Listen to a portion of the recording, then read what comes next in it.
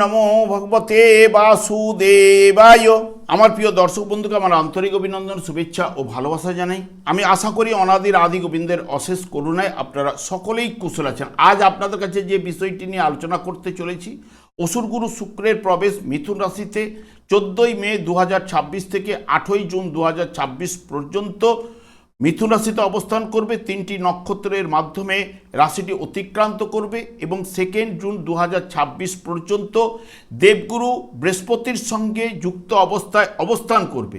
তাই মীন রাশি বা মীন লগ্নের জাতক জাতিকারা আপনারা কেমন ফল পেতে চলেছেন তা আমি আচার্য কমলশাস্ত্রী আপনাদের কাছে এই ভিডিওতে বিস্তারিতভাবে আলোচনা করব। ধৈর্য সহকারে আপনারা ভিডিওটি দেখবেন। শুক্র এমনিতেই প্রেম, প্রীতি, স্নেহ, ভালোবাসা, বিলাসিতা, অর্থ, সৌন্দর্য, বিবাহ এবং ইহলোকের যাবতীয় সুখ এবং ইন্দ্রিয় সুখের প্রতি তীব্র আগ্রহ ইত্যাদি ইত্যাদি কিন্তু নির্দেশ করে। এবং শুক্র প্রথমে কিন্তু মৃগশিরা নক্ষত্রে প্রবেশ করবে, যেটি মঙ্গলের নক্ষত্র। 14ই মে থেকে 19শে মে পর্যন্ত মৃগশিরা নক্ষত্রে অবস্থান করার দরুন দেখবেন হাতের কাজের উপর দক্ষতা আপনার বাড়বেই, কম্পিউটার উপরে কিছু না কিছু ন্যাক যাবেই, ছোটোখাটো ভ্রমণের যোগ সৃষ্টি করবে, তীর্থস্থানে আপনার গমন হতে পারে।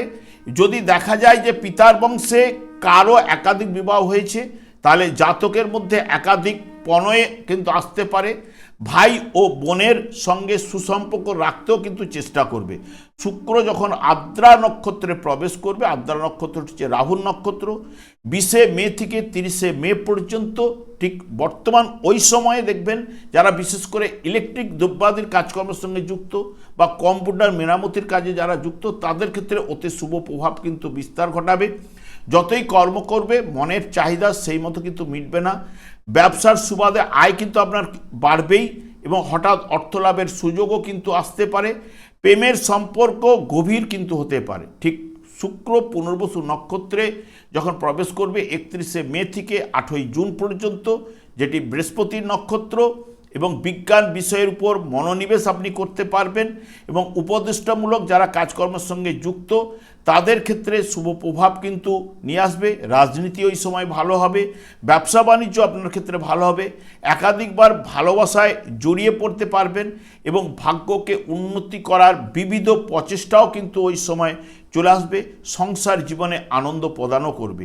এই যে মৃগশিরা নক্ষত্রটি হচ্ছে হরিণের গুণাবলী এই নক্ষত্রের মাধ্যমে পাওয়া যায়। যেমন হরিণের মধ্যে অস্থিরতা, চঞ্চলতা, অন্বেষণ বোঝায় মৃগশিরা নক্ষত্রকে, বা নতুন কিছু শেখার জায়গাটাকে বোঝায়, বা দ্বিধা দ্বন্দ্ব ইত্যাদি ইত্যাদি কিন্তু মৃগশিরা নক্ষত্রের মাধ্যমে বোঝা যায়।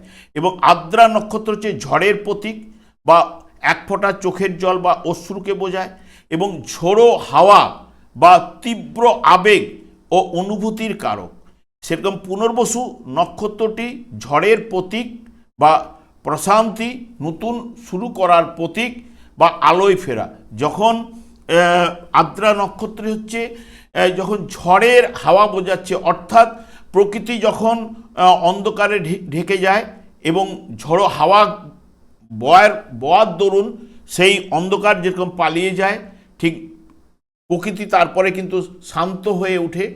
ঠিক পরের অংশটি সেরকম শান্ত, যেটি পুনর্বসু নক্ষত্রের মাধ্যমে কিন্তু আলোয় ফেরা বোঝাচ্ছে। বর্তমানে দেখুন মীন রাশি বা মীন লগ্নের জাতক জাতিকাদের ঠিক চতুর্থভাবে মিথুন রাশিতে শুক্র প্রবেশ। আগে থেকেই আপনাদের রাশিপতি বৃহস্পতি অবস্থান করছে।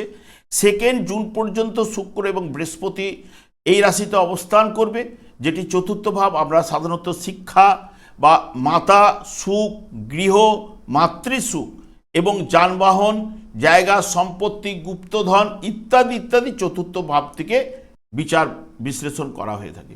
শুক্র চতুর্থভাবে অবস্থান করলো, তৃতীয় এবং অষ্টম ভাবের অধিপতি গ্রহ এবং পুরো মাত্রায় ভাগ্য এবং কর্মভাবের উপরে দৃষ্টি প্রদান করবে।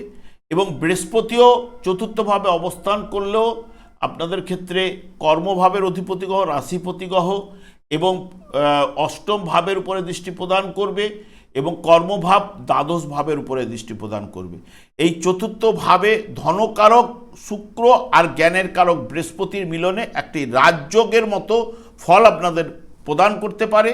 আপনার দীর্ঘদিনের পরিকল্পনা যদি জমি, বাড়ি বা নতুন গাড়ি কেনার থেকে থাকে, তাহলে এই সময়টি অত্যন্ত শুভ হয়ে উঠবে এবং সংসারে সুখ শান্তি বজায় থাকবে এবং পরিবারের সদস্যদের সাথে বিশেষ করে মায়ের সঙ্গে সম্পর্কের উন্নতি হবে এবং শুক্রের জন্য আপনার ঘর সাজানো বা বিলাসিতার উপরে কিছু না কিছু খরচ বাড়তে পারে। কর্মক্ষেত্রে প্রভাব প্রতিপত্তি বৃদ্ধি পাবে। যারা প্রমোশনের অপেক্ষায় আছেন তাদের জন্য শুভ সময় কিন্তু হয়ে উঠতে পারে। কাজের চাপ থাকলেও মানসিক তৃপ্তি কিন্তু আপনাদের থাকবেই এবং অর্থনৈতিক দিক দিয়ে পুরো মাত্রায় আপনাকে সাপোর্ট করবে বৃহস্পতি এবং শুক্র।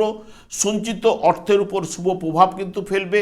হঠাৎ অর্থপ্রাপ্তি বা পুরনো লগ্নে থেকে লাভের সম্ভাবনাও কিন্তু এনে দিতে পারে।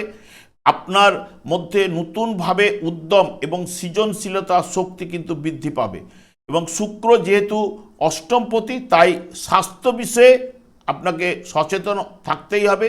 তবে ছোটোখাটো সমস্যা এই সময়ে কিন্তু দেখা দিতে পারে এবং পরিবারে হঠাৎ করে আবেগপ্রবণ পরিস্থিতি তৈরি হতে পারে। আদ্রা নক্ষত্রে কোনো পুরনো পারিবারিক সমস্যা হঠাৎ করে মাথা চালা দিয়ে উঠতে পারে। এটি যেহেতু মায়ের স্থান তাই মায়ের স্বাস্থ্যের প্রতি আপনাকে নজর রাখতে হবে।